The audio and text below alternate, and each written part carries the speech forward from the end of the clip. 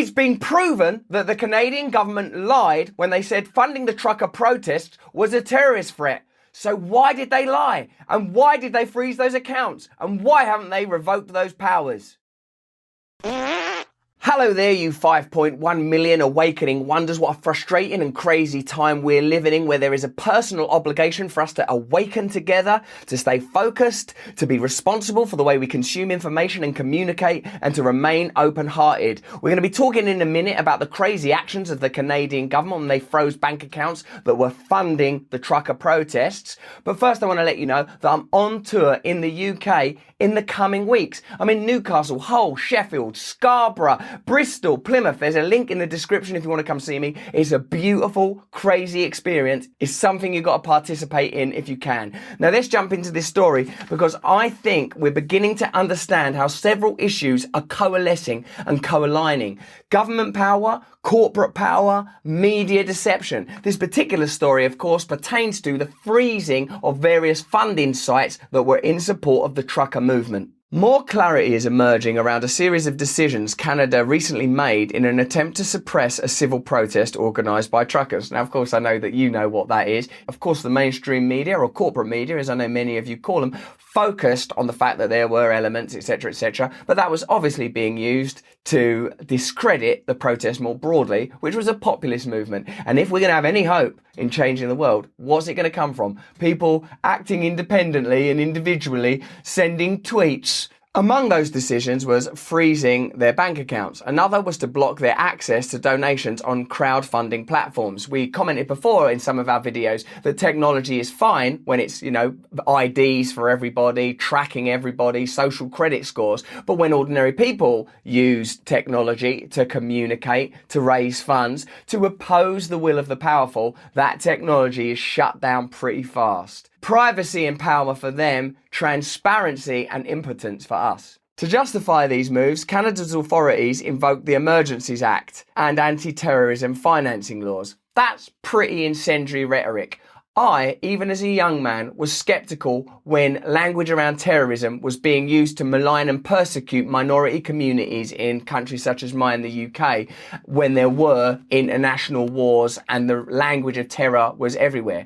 Now that it's obviously being mobilised against groups that are domestic, which I suppose shows what some of my own bigotry, prejudices and conditioning must be, it's even more evident that this is exploitative use of language to precipitate the exploitative use of power. But now it's official. It was never about any sort of terrorism. Well, there you go. How often in the last couple of years, even in the last couple of weeks, have you seen stuff that was verboten, forbidden to be said, now just being openly said?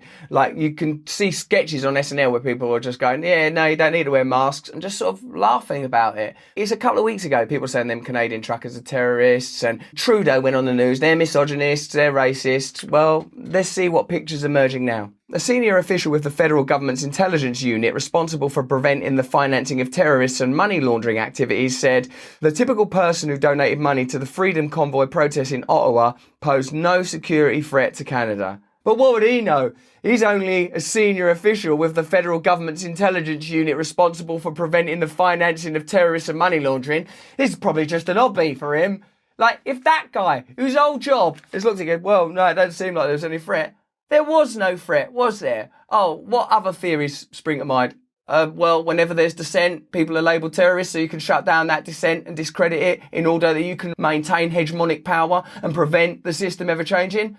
Oh, I don't know if that theory holds any water. You must be a conspiracy theorist. Well, let's ask a senior official with the federal government. See what conspiracy theorist he is. In the words of Barry McKillop, Deputy Director of Financial Transactions and Reports Analysis Centre, FinTrack, who spoke before Canada's House of Commons Finance Committee on Thursday, the money the organisers managed to raise was not only not cash that funded terrorism or was in any way money laundering, it was simply a way for people living in what they thought was a democratic country, believing was a safe way of expressing their position on an issue. People living in what they thought was a democratic country, believing was a safe way of expressing their position on an issue.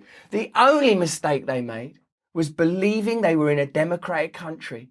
That is what they did wrong. They weren't terrorists. They weren't money launderers.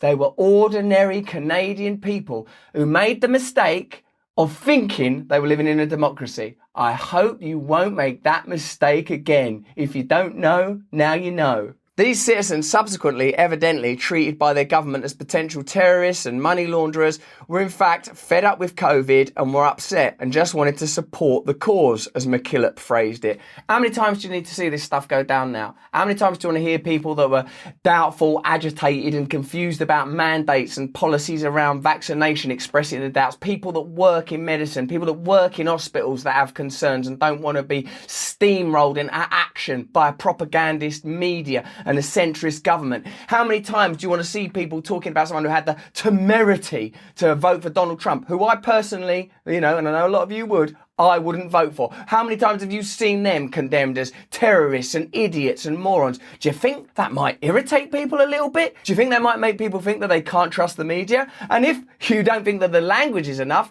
see what happens when you start freezing their bank accounts because they support something that you disagree with. Anyway, let's have a look at Barry McKillop. For all we know, he could be some whacked out conspiracy theorist nut job. Let's have a look at him and see what he says for himself so we can get eyes on him. Certainly, there were people who supported the cause. Well, firstly, he's got a stupid voice. Before it was declared illegal.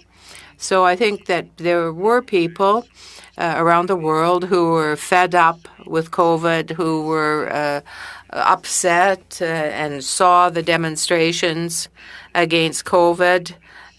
And I believe that they just wanted to support the cause. That's what I would assume, isn't it you? If there's like a GoFundMe page saying, we are truckers, we're against the mandates, although not vaccinations themselves, 90% of us are vaccinated, but the mandates we think is a bit of a bridge too far. We're going to do a protest. We need some funding. If people fund that, I don't immediately go, oh my God, you're a terrorist. And if I do think that, what that shows you is that I have a prejudice and a confirmation bias, that I have a requirement to offer that adjudication because it suits my ends. It was their money, their own money. You know, when years ago, proper conspiracy theorists, people that just aren't even allowed on the internet anymore, used to say, the only freedom you have is freedom to operate within very narrow parameters. And if you try to push against those parameters, you'll see how much freedom you've got. Well, we're now starting to see that they were actually right about a lot of things, because now even something as sacrosanct as your financial freedom, your ability to go, oh, I've got a job, I've earned this money, I might go out and spend it on some booze. Only a certain amount of booze, though, it's bad for you. Might get some fags. Only a certain amount of fags might be bad for you. Might support that protest. You're a fucking terrorist! So it wasn't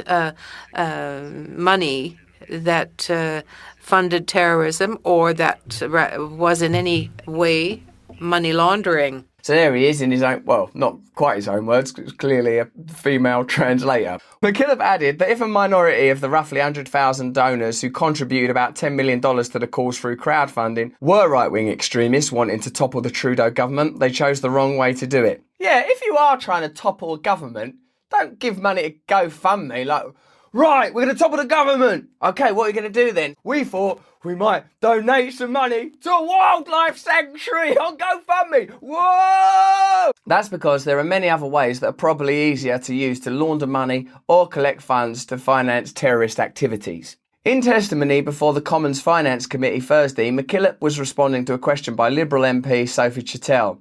She expressed fears that foreigners and far-right groups had used crowdfunding of the Freedom Convoy to cause billions of dollars of damage to the Canadian economy through such activities as blockading the Windsor-Detroit Ambassador Bridge, a major trade route. Oh, I'm frightened.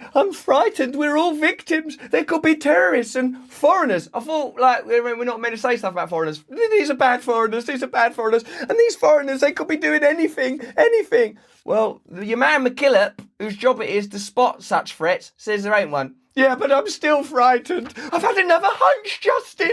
There could be a terrorist everywhere. Shut down everybody's bank account. The only way for us to be completely safe is to shut everyone's bank accounts and everyone to sit perfectly still forever. Well, it is a lot to ask. I'll do it.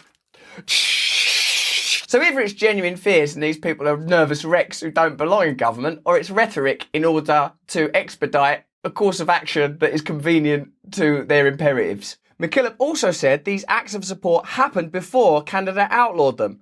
So at the time they did it, it wasn't illegal. That's like arresting someone going, excuse me, if you smoked in a restaurant, No, it's illegal. Yeah, but when it was legal. Oh, yeah, I did smoke in restaurants then. Right, you're under arrest. Hold on a minute, it wasn't illegal then. Never mind, too late, terrorist. Why did Canada even outlaw this, though? Canada's Minister of Finance and Deputy PM, Chrystia Freeland, pretty much spelled it out. It was all about convincing those donating to the cause to listen to reason. We're just going to have to permanently freeze bank accounts. We're just going to have to ask you to listen to reason. These people have the appurtenances and apparel of the vulnerable, the language of caring and compassion, but the actions of tyranny. The bank accounts of some Freedom Convoy supporters are still frozen. They've still not remedied it. The truckers have gone home. No one's even talking about coronavirus and mandates anymore. The carnival's moved on. These poor buggers can't order a Just Eat yet. The freezing of these accounts was announced the same day Prime Minister Justin Trudeau invoked the Emergencies Act. And even though the Emergencies Act is now lifted, some accounts remain frozen. That's ridiculous. That's ridiculous. I don't want to see that dude on the TV talking about anything else until they've sorted out the bank accounts of their own citizens that they wrongfully and lawlessly shut down. Or if it was lawful, it's because they changed the law to make it